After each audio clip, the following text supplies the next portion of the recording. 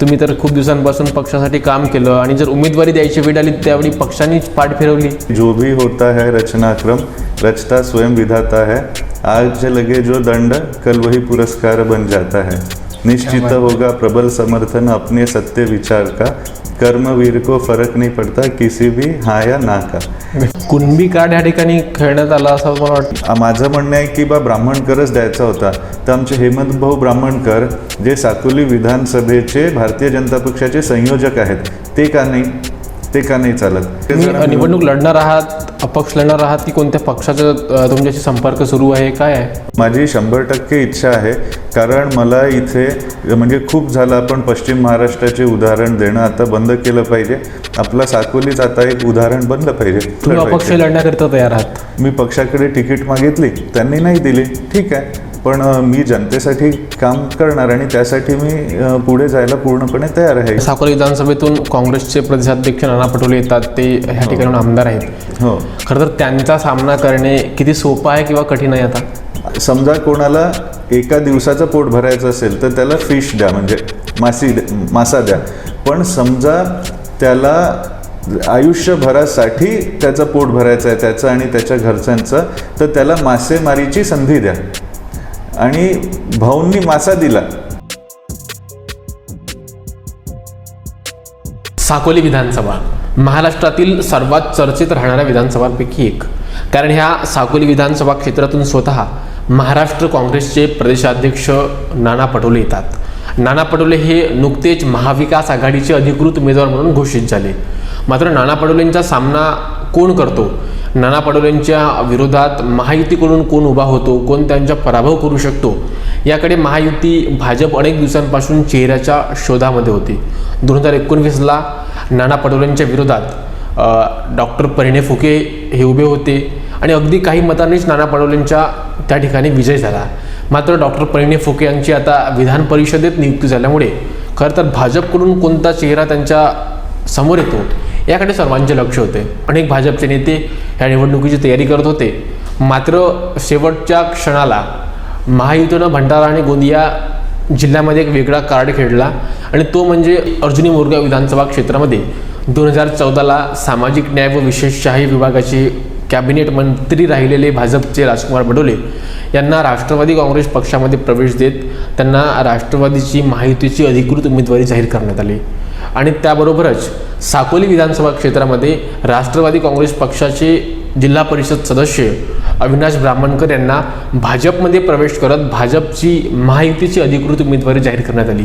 म्हणजे चेहरा आमचा आणि पक्ष तुमचा असा एक वेगळा कार्ड ह्या ठिकाणी साकोली विधानसभा आणि अर्जुनी मोरगाव विधानसभा क्षेत्रामध्ये खेळण्यात आला. आणि त्यामुळे आता साकोली विधानसभा क्षेत्राची महायुतीची उमेदवारी अविनाश ब्राह्मणकर यांना भेटली. आणि त्यामुळे भाजपकडून तयारी करत असलेल्या नेता मंडळींना एक मोठा धक्का पोहोचला. खूप लोक भाजपकडून ह्या ठिकाणी तयारी करत होते. त्यांच्यापैकीच एक आज आमच्यासोबत चर्चा करण्याकरिता एक इच्छुक उमेदवार आहेत. अनेक सर्वेमध्ये त्यांचे नाव होतं आणि जवळपास त्यांना उमेदवारी भेटेल अशी साकोली विधानसभा क्षेत्रामध्ये चर्चा होती. ते म्हणजे डॉक्टर सोमदत्त करंजेकर. आज आमच्यासोबत चर्चा करण्याकरिता सुद्धा डॉक्टर सोमदत्त करंजेकर आहेत. शेवटपर्यंत यांचे नाव महायुतीची उमेदवारी यांना भेटेल अशी चर्चा होती. मात्र ह्या ठिकाणी अविनाश ब्राह्मणकरांना उमेदवारी भेटल्यामुळे खरं तर यांची काय भूमिका राहणार आहे याकडे सर्वांचे लक्ष आहे. आमच्यासोबत स्वतः डॉक्टर सोमदत्त करंजेकर साहेब आहेत. स्वागत आहे आपलं झकास मराठीवर. नमस्कार. जसं मी म्हटलं की आपण अनेक दिवसांपासून साकोली विधानसभा क्षेत्रामध्ये ह्या निवडणुकीची तयारी करत आहात. मला वाटतं आपण 14 वर्षापासून सक्रिय राजकारणामध्ये आहात. आपण अखिल भारतीय युवा आयोगचे संयोजक आहात. वडील आपले 3 दशकांपासून सक्रिय राजकारण करत आहेत. आजोबांची राजकीय पार्श्वभूमी आहे आणि आपण अनेक दिवसांपासून ह्या साकोली विधानसभा क्षेत्रामध्ये घरोघरी गावोगावी भाजप पक्ष पोहोचवतात. मात्र आता जे पावती द्यायची वेळ आली, तुम्ही तर खूप दिवसांपासून पक्षासाठी काम केलं आणि जर उमेदवारी द्यायची वेळ आली त्यावेळी पक्षानेच पाठ फिरवली. हो, बरोबर आहे. आणि साकोली विधानसभा यावरती सगळ्यांचंच लक्ष लागलं होतं. कारण भंडारा जिल्ह्यात तुमचं राष्ट्रवादीला आणि शिवसेनेला भंडारा असं झालं. त्यामुळे फक्त साकोली विधानसभा ही एकमेव भाजपा लढवणार होती. सगळ्यांचं लक्ष इकडे होतं. उत्कंठा अगदी शिगेला पोहोचली होती. आणि नंतर मग आता राष्ट्रवादीचे उमेदवार त्यांचा रात्री पावती फाडून BJPची मेंबरशिप करून इकडे पक्षाची काय मजबुरी होती माहिती नाही, त्यांनी प्रवेश केला. पण या अतिक्रमणामुळे मला वाटते कुठेतरी आमच्या भाजपाच्या कार्यकर्त्यावरती अन्याय झाला असं मला वाटतं. त्यांच्या प्रवेशाची सुद्धा खूप दिवसांपासून चर्चा होती. आम्ही पाहिलं की साकोली विधानसभा क्षेत्रातील भाजपचे कार्यकर्ते, भाजपचे पदाधिकारी त्यांच्या विरोध करत होते. हो, पदाधिकाऱ्यांचं म्हणणं असं होतं आणि माझंही तेच म्हणणं होतं की त्यांनी भाजपात येऊन भारतीय जनता पक्षाचा झेंडा हाती धरून भाजपाचं काम करायला पाहिजे होतं. आणि म्हणजे बरेचसे उमेदवार होते. मागच्या वेळेसही बाळाभाऊ काशीवारांचं 2019ला तिकीट कापलं, म्हणजे ते विद्यमान आमदार असताना, आणि तेव्हाही त्यांना नाही मिळालं, आताही नाही मिळालं. त्यांच्यावर अन्याय झाला. बाबा 30 म्हणजे वर्षांपासून जवळपास सक्रिय राजकारणात आहेत. 2014 असो किंवा 19 असो, त्यांचं नाव फार पुढे होतं. त्यांच्यावरही अन्याय झाला आणि त्यांना, माझ्या वडिलांना कुठेतरी शब्द पण दिला होता. त्यांचा विचार पार्टी करू शकत होती. स्वतः जिल्हाध्यक्ष प्रकाशभाऊ बाळबुदे हे 2016पासून अगदी इथे सक्रिय असे आहेत, समाजकारण राजकारण करत आहेत. त्यांचा विचार नाही. आणि माझं म्हणणं आहे की ब्राह्मणकरच द्यायचा होता, तर आमचे हेमंतभाऊ ब्राह्मणकर जे साकोली विधानसभेचे भारतीय जनता पक्षाचे संयोजक आहेत, ते का नाही चालत? त्यांनी तर 4 वर्ष ते फुल टायमर राहिले आहेत संघटनेमध्ये, आणि तुम्हाला ते विधानसभा संयोजक म्हणून भाजपाचे विचार घरोघरी पोहोचवण्यासाठी सक्षम वाटतात, म्हणून त्यांना विधानसभेचं संयोजक बनवलं. मग विधानसभेचं तिकीट का नाही देत आहेत? त्यामुळे ह्या अतिक्रमणाने कुठेतरी सामान्य भारतीय जनता पक्षाच्या कार्यकर्त्यावरती अन्याय झाला. कुणबी कार्ड या ठिकाणी खेळण्यात आला असं मला वाटते. मला असं वाटते की आपण सगळे एकाच देवाची मुलं आहोत, आणि जातीपातीच्या वरती उठून, म्हणजे जसं की आपल्याला समजा तब्येत ठीक नसेल तर आपण डॉक्टरची जात पाहून त्याच्याकडे जात नाही, सगळ्यात उत्तम डॉक्टर कोणता आहे हे बघून त्याच्याकडे जातो. तर त्याच्यामुळे या क्षेत्राच्या विकासासाठी कोण कॅन्डिडेट उत्तम राहील असा विचार पक्षाने करायला पाहिजे. आणि तसेच सर्वे आणि सगळे झाले होते. भाजपाने तर ते बंद लिफाफ्यामध्ये पण सर्वे घेतले होते, तर त्यामध्ये पण बऱ्याच प्रमाणात आमची नावं पुढे होती असं कळलं. पण ज्यांचं नाव एका पण लिफाफ्यात नाव नव्हतं अशा व्यक्तीला उमेदवारी दिली, तर आता कोणता कार्ड खेळला, कोणी खेळला, हे आता काळच ठरवेल. बरं, आता तुमची तर उमेदवारी कपली, तिकीट कपली. हो. आता काय तुमची भूमिका राहणार आहे? आता आम्ही सगळेजण निवडणूक लढणार आहात, अपक्ष लढणार आहात, की कोणत्या पक्षाचा तुमच्याशी संपर्क सुरू आहे, काय आहे? हो, आता आम्ही सगळे ज्येष्ठ लोक जे आहेत पक्षाचे त्यांचं मी मार्गदर्शन घेईल. विजयाताई नांदुरकर आहेत, वसंताजी यांचिलवार आहेत, आणि सगळेजण मिळून भारतीय जनता पक्षाचे आमचे पदाधिकारी आणि असे सगळे मिळून आम्ही ठरवू. तुमची व्यक्तिगत इच्छा आहे निवडणूक लढण्याची? हो, माझी 100% इच्छा आहे. कारण मला इथे म्हणजे खूप झालं, आपण पश्चिम महाराष्ट्राचे उदाहरण देणं आता बंद केलं पाहिजे. आपला साकोलीच आता एक उदाहरण बनलं पाहिजे असं मला मनापासून वाटते, आणि त्यासाठी मला इथे निवडणूक अपक्ष लढण्याकरिता तयार आहात? हां, आता अपक्ष म्हणजे काय, शेवटी लोकांसाठी लोकांद्वारे केलेलं हे सिस्टम आहे, लोकशाही आहे. तर त्याच्यामध्ये बाबासाहेबांनी संविधानातून याची व्यवस्था केली आहे कुठेतरी, आणि ज्यांना लोकप्रतिनिधी व्हायचं आहे ते समाजासमोर जातात, आपले विचार मांडतात, विजन मांडतात आणि इलेक्शन लढतात. मग वरती सत्ता एकाचीच बनेल, एकच मुख्यमंत्री बनेल ना, म्हणून सत्ता बनवण्यासाठी मग आता तर कोअलिशन पण करतात, अपक्षांना पण सोबत घेतात. पण म्हणून हे कुठेतरी पक्ष आहेत एक विचारधारा घेऊन चाललेलं. मी भारतीय जनता पक्ष, मी संघटनेचा माणूस आहे, 2009पासून सक्रिय दायित्वात राहिलो आहे. मी पक्षाकडे तिकीट मागितली, त्यांनी नाही दिली, ठीक आहे, पण मी जनतेसाठी काम करणार आणि त्यासाठी मी पुढे जायला पूर्णपणे तयार आहे इलेक्शनला. बरं, 2019ला गोंदिया विधानसभा क्षेत्रामध्ये सुद्धा असं झालं होतं. हो. आणि भाजपमध्ये काम करत असलेले विनोद अग्रवाल यांची उमेदवारी कापत तत्कालीन काँग्रेसचे आमदार गोपालदास अग्रवाल यांनी भाजपने घेतलं. आणि त्यांना भाजपची अधिकृत उमेदवारी 2019ला दिली. आणि त्यावेळी जनतेने त्यांना नाकारलं, आणि त्यामध्ये गोपालदासजी यांचा पराभव झाला आणि अपक्ष असलेले विनोद अग्रवाल हे निवडून आले. लोकांनी त्यांना चांगल्या मताने निवडून आले, लोकांनी त्यांना डोक्यावर घेतलं अक्षरशः. त्या इतिहासाची पुनरावृत्ती साकोली विधानसभा क्षेत्रामध्ये होईल असं तुम्हाला वाटते का? हो, मला वाटतं सेम अन्याय झालाय. तर गोंदिया पॅटर्नची पुनरावृत्ती नक्की होईल.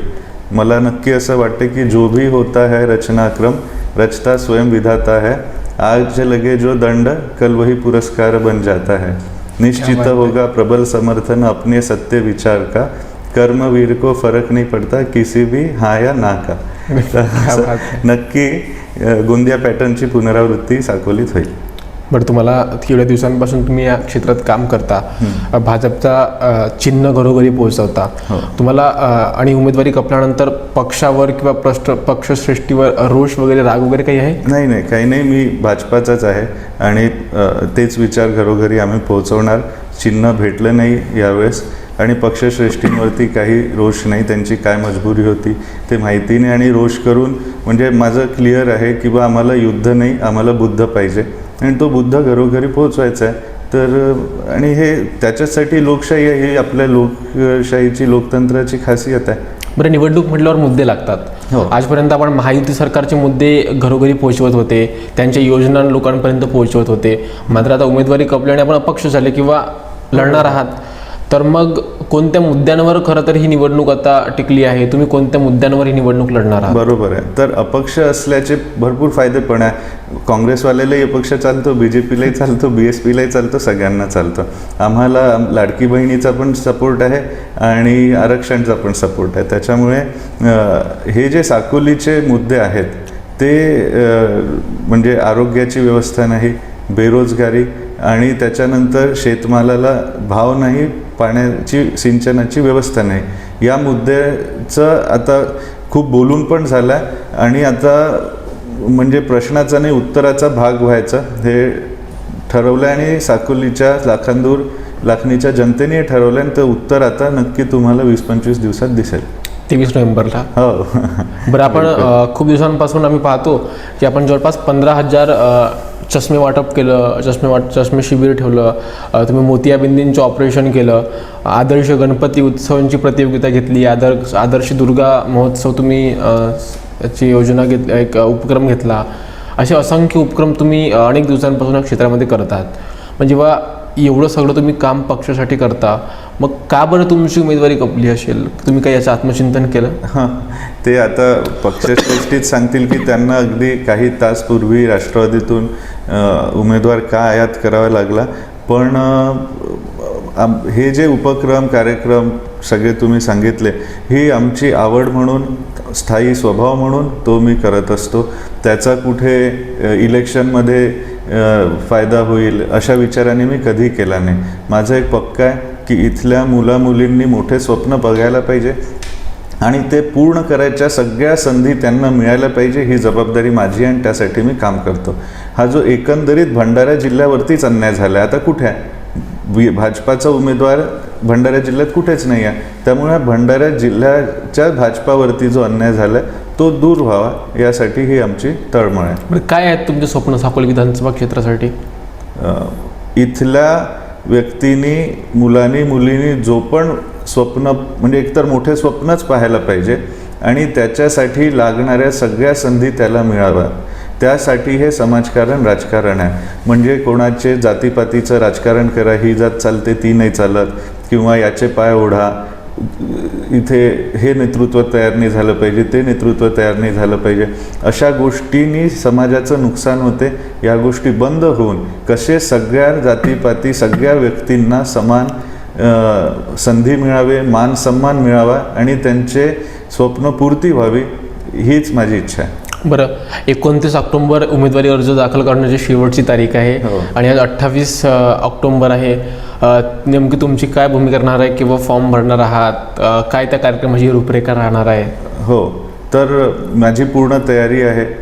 बाकी सगळ्यांशी मी जसे वरिष्ठांचे नावं घेतले आणि अनेकांची नावं पण नाही घेऊ शकलो, अशा सगळ्या मोठ्या नेत्यांशी, वरिष्ठांशी चर्चा करून आम्ही ठरवणार.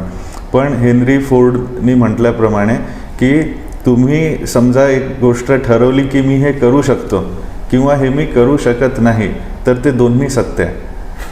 त्याच्यामुळे आता साकोलीची जनता हे ठरवेल की बा काय होणार आणि जनता जनार्दन मायबापाला सोबत घेऊन त्यांचे विचार ऐकून ते जसं म्हणतील तसं आपण करायचं. बरं, साकोली विधानसभेतून काँग्रेसचे प्रदेशाध्यक्ष नाना पटोले येतात, ते ह्या ठिकाणी आमदार आहेत आणि पुन्हा त्यांना 24च्या निवडणुकीकरिता महाविकास आघाडीची अधिकृत उमेदवारी जाहीर झाली. हो. खरं तर त्यांचा सामना करणे किती सोपं आहे किंवा कठीण आहे आता? आता तर अपक्ष तर सोपं झालं. म्हणजे काही लोकांना कमळाचं चिन्ह चालत नव्हतं, माणूस चालतो पण चिन्ह नव्हतं चालत, त्यांची साथ आहेत. आणि बऱ्याच लोकांना नाना भाऊ अगदी अनेक वर्षांपासून असल्यामुळे त्यांना दुखावलं तर त्यांची पण साथ आहे. आणि नानाभाऊ व्यक्ती म्हणून चांगले आहे, मी नेहमी त्यांचा मानसन्मान करतो, ते पण आम्हाला नेहमीच सन्मानाची वागणूक देतात. त्यांच्याशी बेसिक आमचं प्रिन्सिपली एक कुठेतरी जमत नाही ते हे आहे की असं म्हणतात, एक इंग्लिशमध्ये कहावत आहे की समजा कोणाला एका दिवसाचं पोट भरायचं असेल तर त्याला फिश द्या, म्हणजे मासा द्या. पण समजा त्याला आयुष्यभरासाठी त्याचं पोट भरायचं आहे त्याचं आणि त्याच्या घरच्यांचं, तर त्याला मासेमारीची संधी द्या.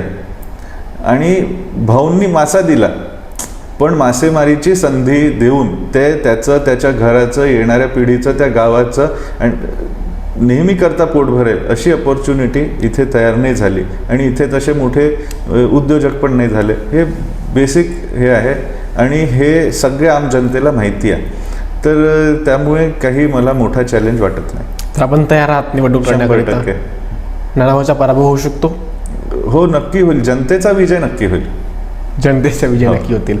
तर हे होते साकोली विधानसभा क्षेत्राचे आजपर्यंत जे भाजप पक्षाचे उमेदवार होऊ शकतात अशी त्यांची चर्चा होती, असे नेते डॉक्टर सोमदत्त करंजेकर. पक्षाने उमेदवारी नाकारल्यानंतर अपक्ष निवडणूक लढण्याची त्यांची तयारी आहे. खरं तर त्यांची निवडणूकच लढण्याची तयारी आहे, पक्ष कोणताही असो, चिन्ह कोणताही असो, असे त्यांचं म्हणणं आहे. साकोली विधानसभा क्षेत्राकरिता त्यांचं काय स्वप्न आहेत, कोणत्या मुद्द्यांवर ते ही 2024ची निवडणूक लढणार आहेत, असं यांनी स्पष्टपणे सांगितलं. आपण आजची व्हिडिओ शेवटपर्यंत पाहिली त्याबद्दल सर्व प्रेक्षकांच्या मनापासून आभार. खूप खूप